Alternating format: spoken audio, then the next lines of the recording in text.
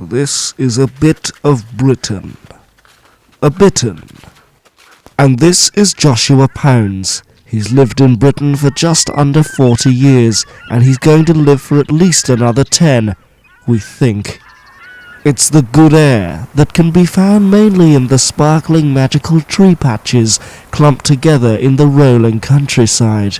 Even Britain's clouds are 30% fluffier than all the other bits, and that's a lot, considering there's almost as much sky as there is water.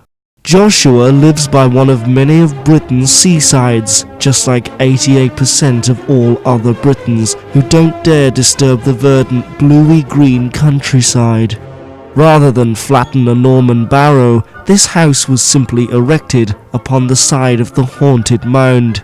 This Britain is still home to many of its original recreational devices, including the slide-around and the quadrilarm spinner, staples of the Great British Amusement Park.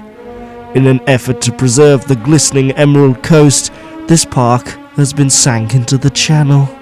Here's one of the many proud, healthy residents of the Britain.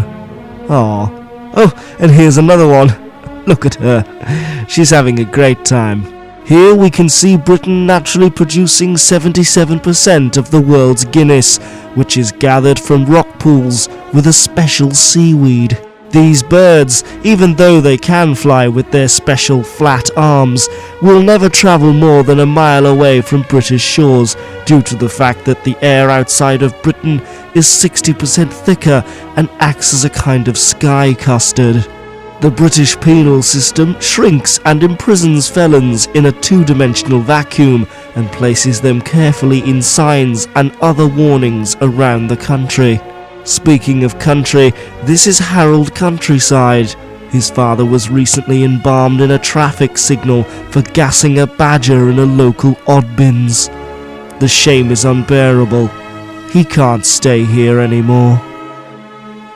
Yes, Britain is not without its utter rotters, but in most parts it's an idyllic land of rolling hills and tropical sun-soaked beaches. So what does the future hold for Joshua, Harold and the rest of Britain? We'll wonder no more, as scientists predict that by 2024 the first of several orbital super Britons will have been completed. But what then? Probably a cup of tea and a nice sit down. Good night, Britain, and long live Giga Queen 64.